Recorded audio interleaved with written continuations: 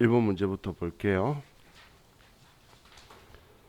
자, 1번 다음은 일반 기업 회계 기준에 따른 수익의 인식 기준에 대한 설명이다. 가장 옳지 않는 것은 1번 이자 수익은 원칙적으로 유효 이자율을 적용하여 발생 기준에 따라 인식한다. 맞죠?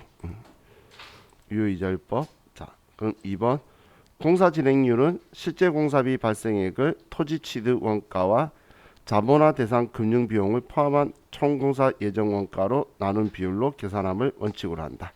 자본화 대상 금융 비용은 우린 자산 처리하는 대상이죠. 그렇기 때문에 얘는 진행률 계산할 때 사용하는 게 아니죠. 그래서 얘는 틀렸네. 자, 다음 3번 용역 제공으로 인한 수익은 용역 제공 거래의 성과를 신뢰성 있게 추정할 수 있을 때 진행 기준에 따라 인식한다. 당연히 우리 성과를 신뢰성 있게 추정할 수 있을 때에 진행 기준을 할 거고. 자, 4번의 수익은 재화의 판매, 용역 제공이나 자산 사용에 대하여 받았거나 또 받을 대가의 공정 가치로 측정한다. 다 수익인식 기준이고 맞는 말이고 2번이 틀렸네요. 자, 다음 2번 다음의 자료를 바탕으로 건물 구입 후 즉시 철거의 경우 해당 토지의 취득 원가를 구하면 얼마인가? 자, 8천만 원이 구입 가격이고 취득세 더할 거고 얘는 해당 사항 아니고 토지 등기 비용은 취득 원가에 포함할 거고 기존 건물 철거 비용도 더할 거고 기존 건물 폐자재 매각 대금은 거꾸로 취득 원가에서 차감할 거죠. 그럼 얘 빼면 이렇게 더하고 빼면 2번이 나오네요. 맞죠? 자, 다음 3번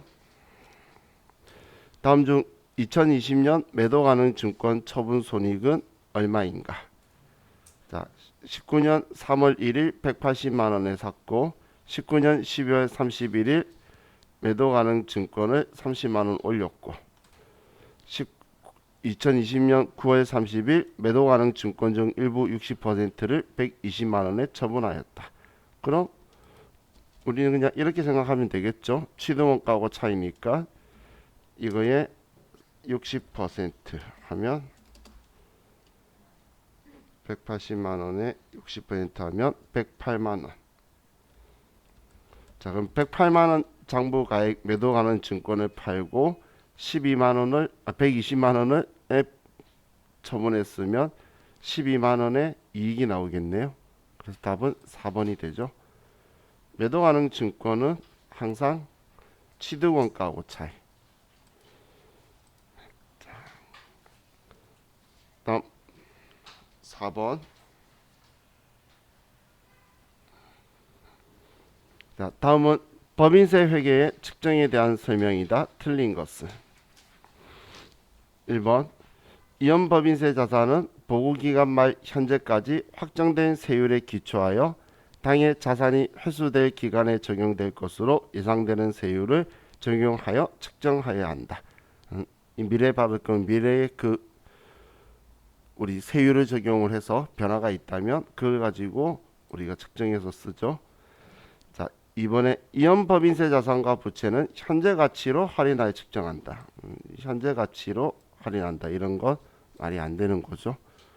그래서 2번은 틀렸고, 다음 3번 회사가 납부할 법인세 부담은 각 보호기간 말 현재 세율과 세법을 적용하여 측정한다. 올해 거는 올해 거고 내년 거를 올해 가져왔으면 내년 이연법인세 자산으로 이렇게 처리할 거고. 4번에 이연법인세 부채는 일시적 차이의 소멸 등으로 인하여 미래에 추가적으로 부담할 법인세로 측정한다. 다 맞는 이야기고 틀린 거는 2번이네요. 자, 다음 5번.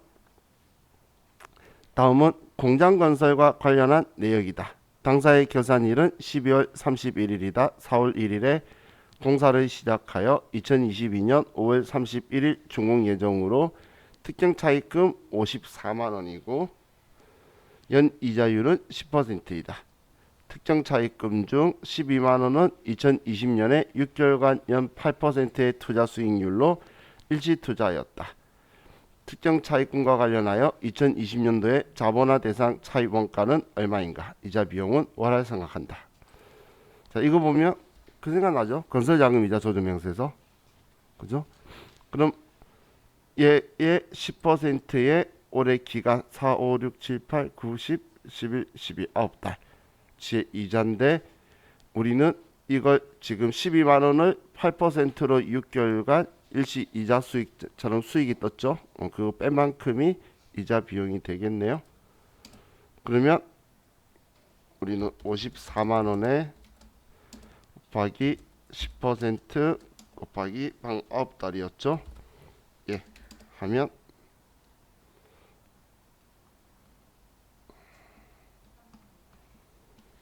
4,500원.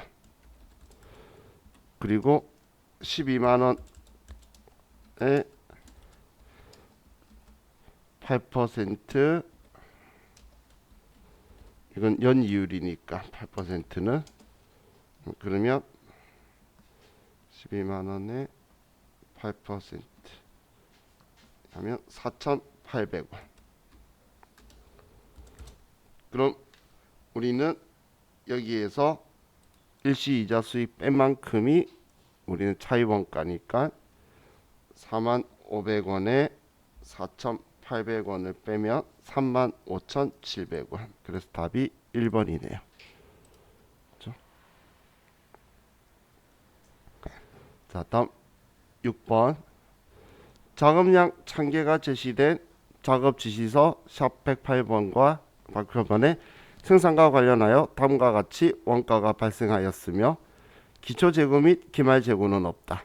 작업지시서 샵 108번과 관련하여 발생한 정상 제품의 단위당 원가는, 자, 그럼 직접 재료 원가, 직접 노무 원가 있으니까 제조 간접 원가만 계산을 하면 되겠네요.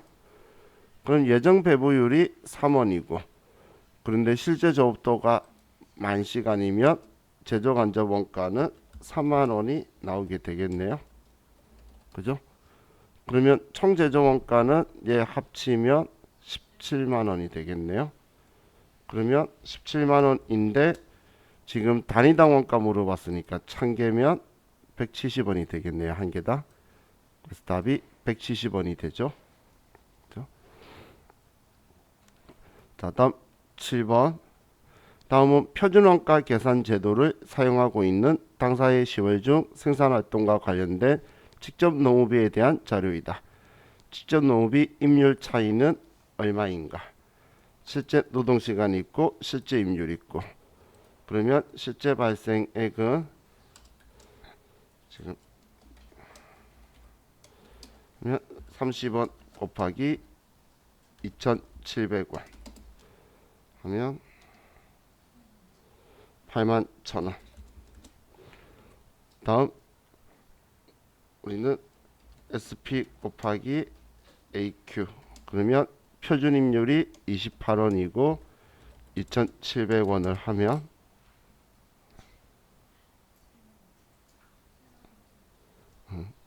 75,600원. 하는 김에 SP 곱하기 SQ 하면, 지금 물어본 건 임률 차이니까 얘 둘이 차이죠. 그런데 능률 차이도 그냥 보려고 하면, 그러면 실제 생산량의 표준 시간 곱하고 그리고 우리 표준 임률 28원에 이렇게 하면 되죠. 그러면 84,000원. 자, 그럼 자, 얘는 임률의 차이고 얘 둘이는 능률 차이고, 그럼 임률 차이는 지금 우리가 실제가 더 많이 나왔네요. 81,000원 빼기 75,600원 하면 5,400원이 더 많이 나왔어요. 그래서 5,400원 분리가 되겠죠. 얘는 더 작게 나왔으니까 이 둘이 차이는 유리가 되게 되겠죠. 그죠?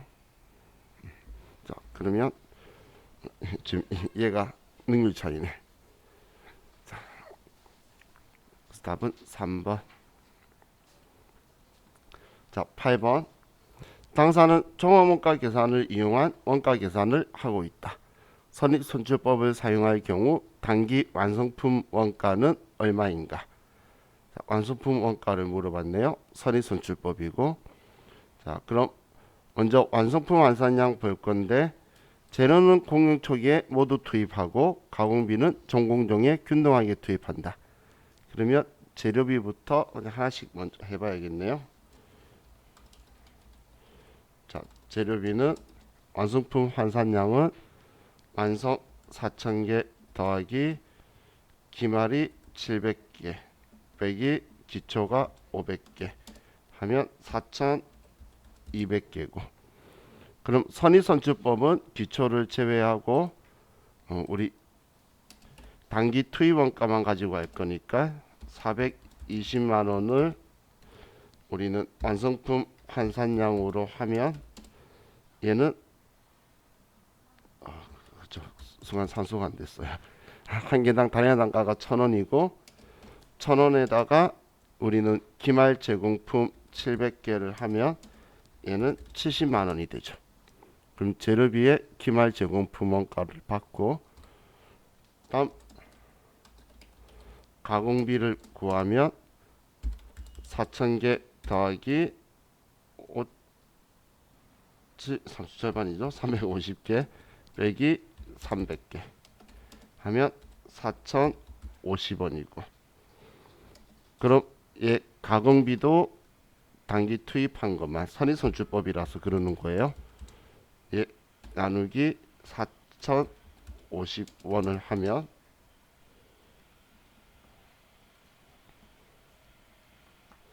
800. 그럼 얘 800 곱하기 350을 하면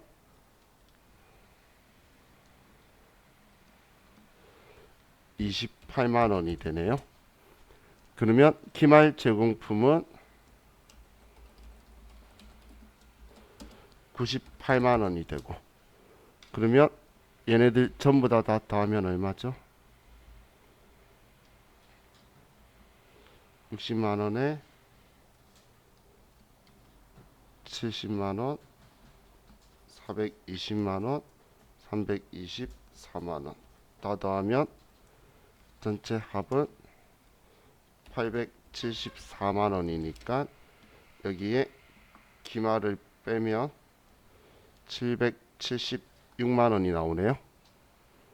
얘한테서 얘 빼면 나머지가 얘죠. 그래서 답이 4번이 되네요. 지금 제가 뭐 했는지 이해가시죠? 우리 T 계정에서 차변 구한 거예요. 기초 130만 원, 단기 총 제조 원가가 얘 둘이 합쳐서 744만 원. 기말 제공품이 980만 원이라서 나머지가 단기 제품 제조 원가 된 거죠. 얘가 기초잖아. 기초 제공품 재고에 얘가 얘 둘이 합이 단기 제품 제조 단기 총 제조 원가예요. 그죠? 자,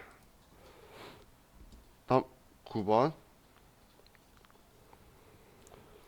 자, 다음은 원가 분류에 대한 내용이다. 맞는 것은 준변동 원가는 혼합 원가이며 조업도 수준이 0인 상태에서 일정 수준의 원가가 발생되며 이후 조업도의 증감에 따라 총원가가 변동하는 원가이다.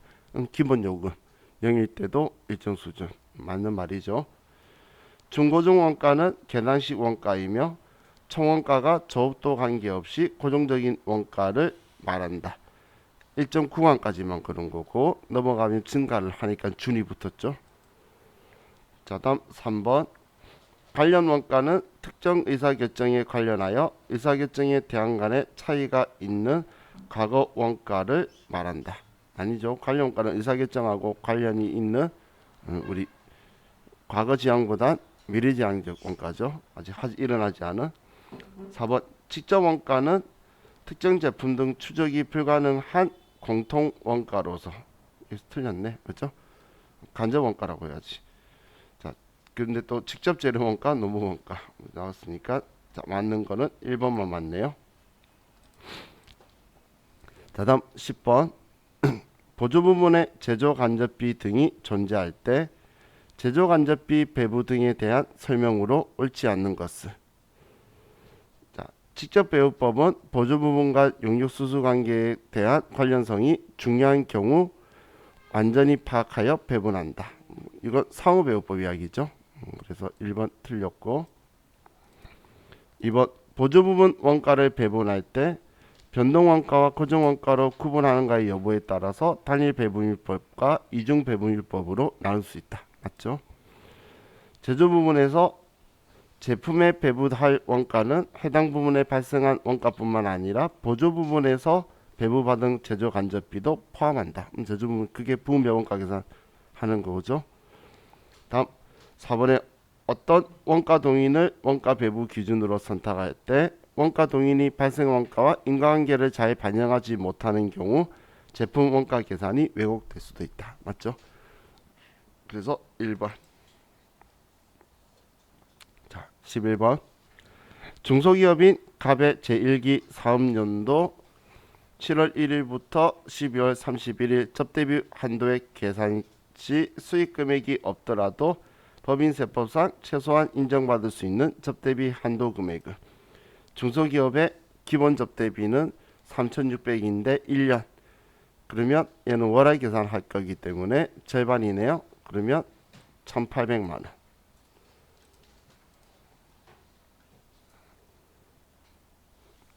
자, 다음 12번. 소득세법상 주택임대소득에 대한 설명이다. 가장 옳지 않는 것은. 자, 다가구 주택을 소유한 경우 구분 등기 여부와 상관없이 한 개의 주택으로 본다. 우리 다가구 다세대 개념 아시나요? 그 빌라가 있죠. 빌라가 집마다 하나씩 등기가 되어 있는 게 다세대고, 다가구는 그 건물이 통째로 하나로 등기가 되어 있는 거예요. 그게 다가구 주택이라고 보시면 돼요. 근데 이걸 구분 등기를 해버리면 등기별로 하나씩 보는 거예요. 그런데 상관없이 한 개 주택으로 본다라고 해서 1번은 틀린 말이 되는 거죠. 다음, 국내 한 개 주택을 소유하는 자의 주택 임대 소득은 비과세한다. 기준시가 9억 원 초과 고가 주택은 제외. 맞죠? 자, 해당 과세기간 주택 임대 소득 수익 금액이 2천만 원 이하인 분리과세 주택 임대 소득의 경우 세무서와 시군구청의 주택 임대업을 모두 등록하면 필요경비와 기본공제를 적용함에 있어 혜택이 있다. 이것 때문에 지금 말 많았죠. 그죠? 이거 해가지고 부동산 임대 같은 걸 더 사람들 건물 사게 만들어서 집값 올렸다고 지금 뭐 그러는데. 참고로 전 오늘 투표하고 왔어요. 술이 안 깨서 투표하러 갔어요. 자, 이주택자로서 월세 수입이 2천만 원을 초과하는 경우에는 종합과세에 해당한다. 이것도 맞고. 자, 그래서 답은 1번이 틀렸네요. 자, 지금 우리 소득세법 문제가 세무사의 시험에서는 겹치지 않죠. 잘 앞으로 잘 안 겹칠 거예요. 그렇기 때문에 나왔던 기출문제 너무 연연하지 마세요. 그냥 하나의 지식처럼 듣고 흘러가면서 이제 지문이 어떤 말이다라고 보면 되지. 왜냐면 같은 게 리사이클이 잘 안 돌아요. 왜냐면 범위가 넓은데 낼 수 있는 문제는 한 문제면 두 문제라서 그래서 리사이클 잘 안 돌더라고. 그 정말 낼 때 지 마음대로 자기 마음대로 하더라고요. 그죠? 자, 다음 13번. 주식회사 3개는 제조업을 영위하고 있는 일반 과세자이다. 아래 매입 내역을 바탕으로 2020년 1기 확정 부가세 신고하면서 건제받을 수 있는 매입세액은 얼마인가? 단 간이과세자와의 거래를 제외한 거래는 모두 매입일자에 적법하게 세금 계산서를 수취하였고 이외의 매입은 없다고 가정한다. 자, 그럼 매입세 공제되는 걸 찾으면 되는데, 자, 일단 거래처 선물용 얘는 안 되죠. 접대. 직원 회식 때 얘는 되겠네요. 대표이사 주택 등기 비용. 이 시험 보고 나면 대표이사 나쁜 사람인 줄 알겠어. 그렇죠? 자, 그리고 소매업 간이과세자한테 한 거는 대상 아니고. 그리고 서비스업 업무용 승용차 900cc 엔진 오일 되겠네요. 그러면 얘가 공급 가액이네. 그러면 91만원에 10%인 91,000원이 공제가 되겠네요. 자, 다음 14번. 다음은 법인세법상 업무용 승용차 관련 비용에 대한 내용이다. 가장 맞게 표현한 것은, 자, 업무용 승용차란 개별 소비세 과세 대상 승용 승합 자동차를 말한다. 승용차라고 하는데 왜 승합을 붙여? 그래서 얘는 틀렸죠. 정말 승용차만 되는 거예요. 자, 그리고 감가상각비는 정해법으로 상각하고 내역연수 5년으로 하는 임의상각제도다. 원래 그냥 감가상각은 임의상각제도가 맞는데 업무용 승용차는 강제상각제도죠. 틀렸고, 3번에 업무용 승용차 관련 비용 중 업무 전용 자동차 보험에 가입하지 않는 경우 전액 송금을 반다. 그 업무 전용 자동차 보험이 전제 조건이에요. 누가 탄다까지 딱 정하는 거예요. 무슨 용도로 탄다 하면서. 자, 다음 4번에 업무용 승용차 관련 비용을 송금 산입 시 과세표준 신고와 함께 업무용 승용차 관련 비용 명세를 관할 세무서장에게 제출할 수 있다. 제출해야 한다. 그래서 말장난에 얘가 틀리게 된 거죠. 자, 다음 15번. 다음 중 부가가치세법상 공통매입세액의 안분계산 내용으로 맞지 않는 표현을. 1번 공통매입세액 계산 시 과세사업과 면세사업의 공급가액이 없는 경우에는 원칙적으로 총매입가액, 예정공급가액, 예정사업 면적 순으로 적용한다. 다만 예정사업 면적을 우선 적용하는 예외가 있다. 건물의 경우. 맞는 이야기죠. 자, 다음 2번 공통매입세액이 5만원 미만인 경우는 안분계산을 생략한다. 이게 오자라임이죠. 다음 3번에 공통매입세액 정산은 공급가액 또는 사용면적이 확정되는 과세기간에 대한 확정신고 시에 정산한다. 이게 정확한 거고, 총공급가액 중 면세공급가액이 10% 이하인 경우에는 안분계산 없이 전액 매입세액 공제한다. 단 공통매입세액이 500만원 이상인 경우 안분계산을 적용한다. 오라임이라니까 10%라고 했죠. 그래서 얘는 틀렸네요.